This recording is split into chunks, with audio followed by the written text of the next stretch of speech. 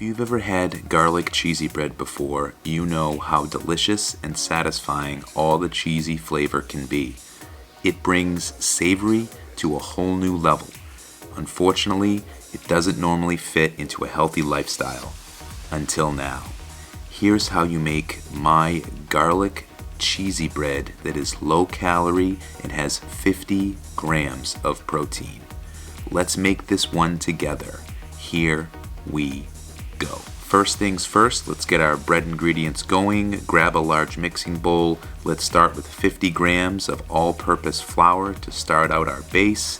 Then we have a couple of unique ingredients that are going to add flavor and keep our calorie count down. First one is going to be our coconut flour. This adds a great flavor and texture to the garlic bread.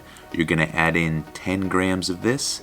Do it slow, it adds up quicker than you think, so be sure it's exactly 10 grams. Then we're going to need 10 grams of our almond flour. This, combined with the coconut flour, is going to add a very nice flavor to our garlic cheesy bread.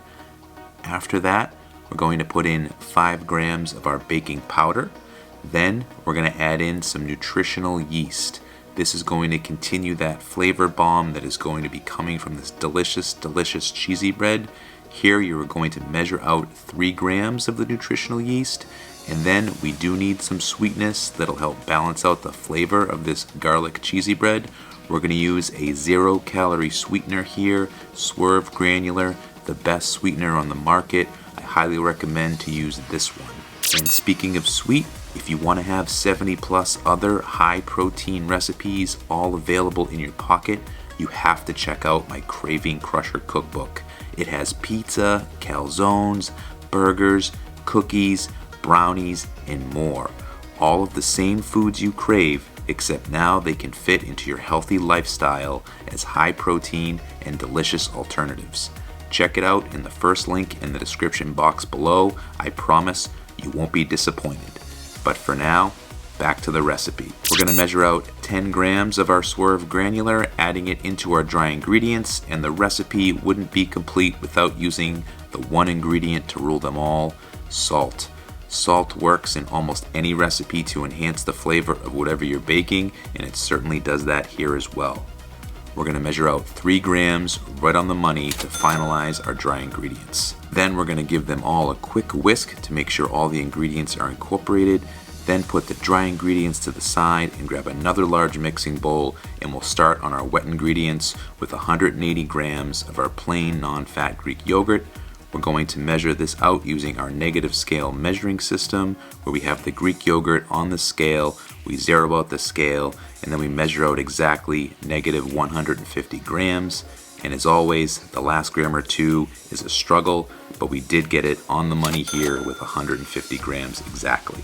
Then we need to add in our egg whites. We're going to need 75 grams total. Be very careful pouring this in, as it is very easy to over pour egg whites. Once you do that, you're going to mix the wet ingredients, all 2 of them together, until you get one uniform color, scraping down the spoon as you go to make sure all the Greek yogurt is incorporated with the egg whites. Then you're going to grab your dry ingredients. We're just going to add them to the wet ingredients in one batch, and then we're going to carefully, very, very carefully mix them together to make sure all of the dry ingredients come off the sides of the bowl. We don't want to lose any of the dry ingredients to the side of the bowl. We need them all incorporated to make our dough complete.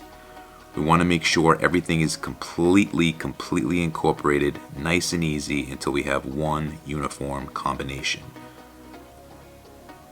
When you finish, you're going to have a very wet dough. You're going to wonder how you're going to form this garlic bread, and trust me, it comes together so easy.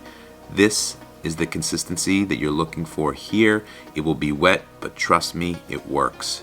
Next, you're going to grab a baking sheet lined with parchment paper and add all of the wet dough right in the center of the parchment paper, scraping down the sides of the bowl. And this is where it becomes super easy to form out the garlic bread base. Once you have all the dough in the center, you can start forming it out with the back of your spoon, and it's going to be so simple to do. You want to make sure that the dough is of the same thickness and you don't have any spots where you can see the parchment paper within the dough. You want to make sure that it's a complete rectangle with dough corner to corner, edge to edge, same thickness, ready to start baking, which we're going to do here in our preheated oven at 450 degrees Fahrenheit or 230 degrees Celsius for 8 to 10 minutes, checking it along the way. Just before your dough finishes baking, you're going to make your butter and seasoning topping. Using the negative scale measuring system again, you're going to measure out 28 grams of the I can't believe it's not butter, the light one, or any light butter. Then you're going to add your spices. This can be to taste, but if you're looking for a measurement, you can add about 3 grams of the garlic powder and then about 1 gram of the Italian seasoning. That's going to give a nice consistent flavor to what we're looking to accomplish here, an authentic, simple flavoring of garlic cheesy bread. Then you want to give those ingredients a quick mix so that everything is well incorporated, and just about now is when your garlic bread should be done in the oven. You're going to take that out and then immediately you're going to spread your butter mixture completely over the garlic bread. I like to use a brush for this. I find that it's the easiest way to do it. However, you can use a spoon to slowly scoop the butter and use the bottom of the spoon to spread the mixture. You may not even need to use all of the butter. The 28 grams is quite a bit. You might even be able to use regular butter if you wanted to, but keeping with Same Foods Better Choices, I decided to use the light butter here. But if you want to use 14 grams of regular butter, it won't be a huge calorie difference, and it might even enhance the flavor a bit more. And of course, this wouldn't be garlic cheesy bread without the cheese, so we've combined 28 grams of our fat-free mozzarella with 28 grams of our part skim mozzarella. Evenly spread the cheese over your baked bread until you've covered it with the mozzarella mixture. Our last topping here is going to be 10 grams of our freshly grated Parmesan cheese. We're going to spread that evenly over the garlic bread as well, making sure that it's distributed across the entire piece of bread. And as a final step for the topping, just make sure your cheese is evenly distributed across the entire bread. You don't want any edges without the cheese. We want each slice of garlic bread to be equally cheesy and delicious. We're going to pop this back into the oven for 3 to 5 minutes or until the cheese is melted. And when it comes back out, oh my goodness, you're going to have what smells and looks like the garlicky, cheesiest, protein, delicious garlic bread you'll ever eat. You only have one step to do now, which is to remove it from the baking sheet and put it on a cutting board. A great meal prep snack recipe. You're going to eyeball it, measure out 8 slices. Once you've done that, you're going to, of course, cut them up. And if you want a nice little cheese pull like I have here, you may have to cut it a couple of times just to make sure that the thumbnail looks as pretty as it did, so you clicked on the video today. And for a close-up look as to how delicious this cheesy bread looks, let's take it over to the taste test table to have a peek. You can see the garlic Italian seasoning, cheesy deliciousness.